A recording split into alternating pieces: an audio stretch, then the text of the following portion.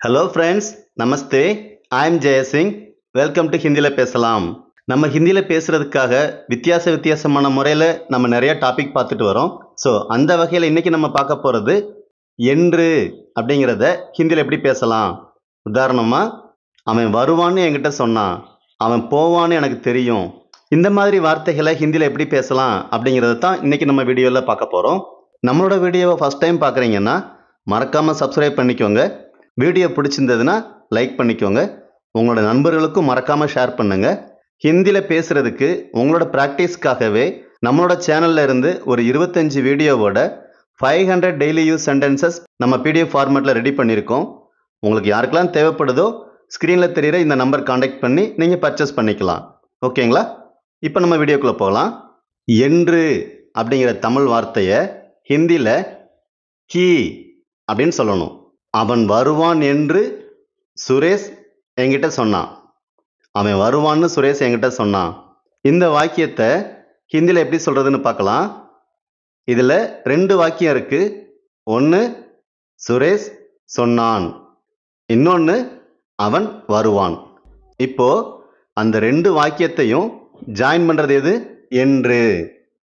அவன் வருவான் என்று சுரேஷ் என்னிடம் சொன்னான். கரெக்டு தானே? ஸோ இதை ஹிந்தியில் எப்படி சொல்லலாம்? முதல்ல சுரேஷ் என்னிடம் சொன்னான், இதை மட்டும் பார்க்கலாம். சுரேஷ் என்னிடம் சொன்னான் அப்படின்னா சுரேஷ் நே முஜே பதாயா. சுரேஷ் நே முஜே பதாயா அப்படின்னு சொல்லணும். ஸோ சுரேஷ் நே அப்படின்னா சொன்னான் அப்படிங்கிறது பாஸ்ட் டென்ஸ்ங்கிறதுனால நம்ம நே சேர்க்குறோம். ஓகேங்களா? ஸோ இது ஒரு வாக்கியம். அடுத்து அவன் வருவான். அவன் வருவான்ங்கிறத எப்படி சொல்லலாம்? வஹ் ஆயேகா. வஹ் ஆயேகா. அவன் வருவான்.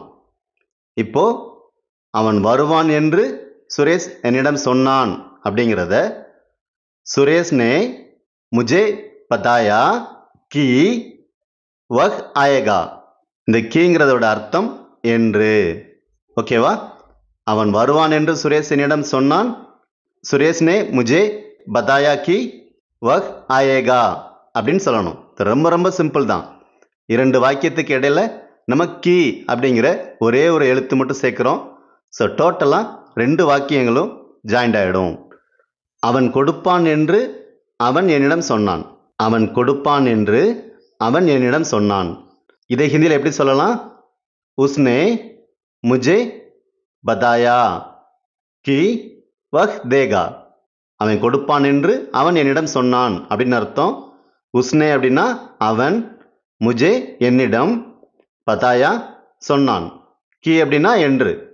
அவன் கொடுப்பான் அப்படின்னா வஹ் தேகா அப்படின்னு அர்த்தம். அவன் கொடுப்பான் என்று என்னிடம் சொன்னான் அப்படின்னா உஸ்னே முஜே பதாயா கி வஹ் தேகா அப்படின்னு சொல்லணும். அவன் அனுப்புவான்னு அவன் என்கிட்ட சொன்னான். அவன் அனுப்புவான்னு அவன் என்கிட்ட சொன்னான். இதை எப்படி சொல்லலாம்? உஸ்னே முஜே பதாயா கி வஹ் பேஜேகா. உஸ்னே முஜே பதாயா கி வஹ் பேஜேகா அப்படின்னு சொல்லணும். உஸ்னே முஜே பதாயா அப்படின்னா அவன் என்னிடம் சொன்னான். கி என்று என்ன சொன்னான்? வஹ் பேஜேகா. பேஜேகான்னா அனுப்புறது. ஸோ ஃபியூச்சர் டென்ஸில் சொல்கிறோம். வஹ் பேஜேகா அவன் அனுப்புவான் அப்படின்னு அர்த்தம். நாளைக்கு விடுமுறை என்று அவன் என்னிடம் சொன்னான். நாளைக்கு லீவுன்னு அவன் என்கிட்ட சொன்னான். இவ்வளோதான். இதை ஹிந்தியில் எப்படி சொல்கிறதுன்னா உஸ்னே முஜே பதாயா கி கல் சுட்டி ஹே.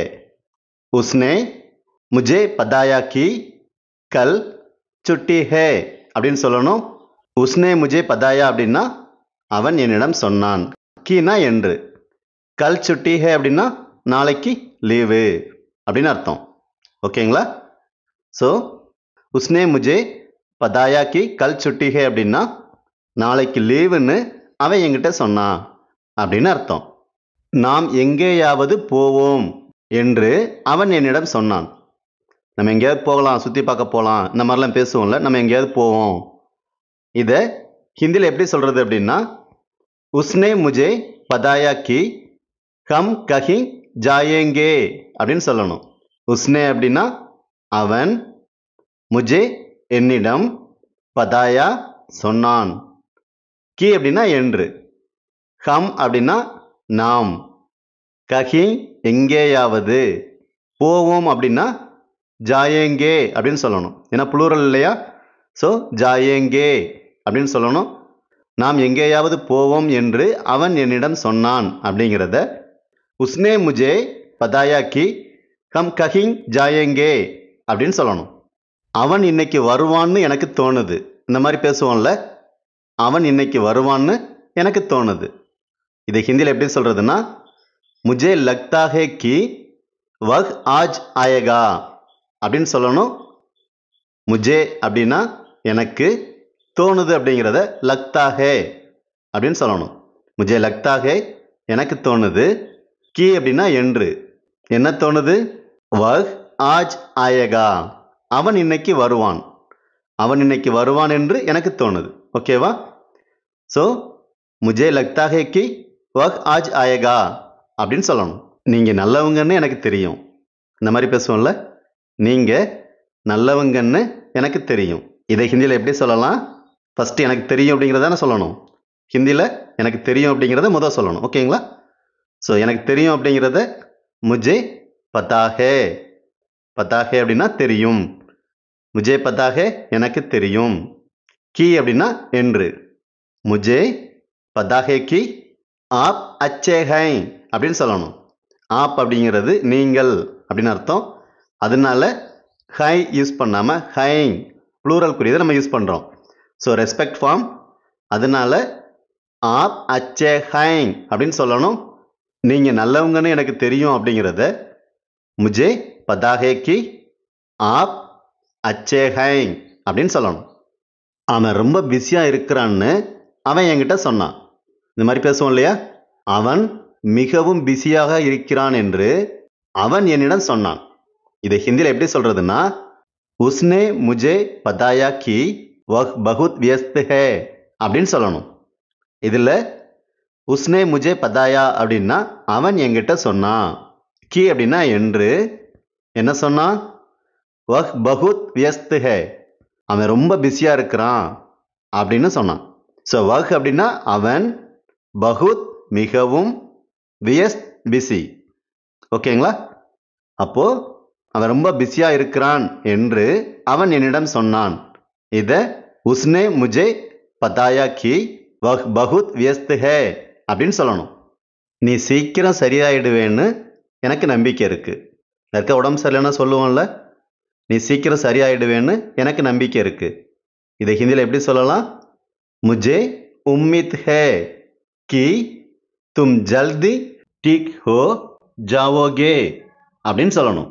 முஜே உம்மித் ஹே அப்படின்னா எனக்கு நம்பிக்கை இருக்கு அப்படின்னு அர்த்தம். உம்மித்னா நம்பிக்கை, கி அப்படின்னா என்று, தும் நீ, ஜல்தி அப்படின்னா சீக்கிரம், டீக் ஹோ ஜாவோகே அப்படின்னா சரி ஆகிவிடுவாய் அப்படின்னு அர்த்தம். ஸோ தும் வர்றதுனால நம்ம ஜாவோகே அப்படிங்கிறத யூஸ் பண்ணுறோம். ஸோ ஃபியூச்சர் டென்ஸில் நம்ம எந்த ஃபார்மேட்டில் எது யூஸ் பண்ணணுங்கிறத கரெக்டாக யூஸ் பண்ணணும். அப்போது நீ சீக்கிரம் சரியாயிடுவேன்னு எனக்கு நம்பிக்கை இருக்குது அப்படிங்கிறத முஜே உம்மித் ஹே கி தும் ஜல்தி டீக் ஹோ ஜாவோகே அப்படின்னு சொல்லணும். ஓகே ஃப்ரெண்ட்ஸ், இந்த வீடியோ உங்களுக்கு ரொம்பவே யூஸ்ஃபுல்லாக இருந்திருக்கும்னு நினைக்கிறேன். இன்றைக்கி நம்ம பார்த்த இந்த வார்த்தைகள் எல்லாத்தையுமே நீங்கள் ப்ராக்டிஸ் பண்ணுங்கள். ஹிந்தியில் பேசுகிறது ரொம்ப ரொம்ப ஈஸி. ஸோ திரும்பவும் இதே மாதிரி இன்னொரு வீடியோவில் பார்க்கலாம். தன்யவாத்.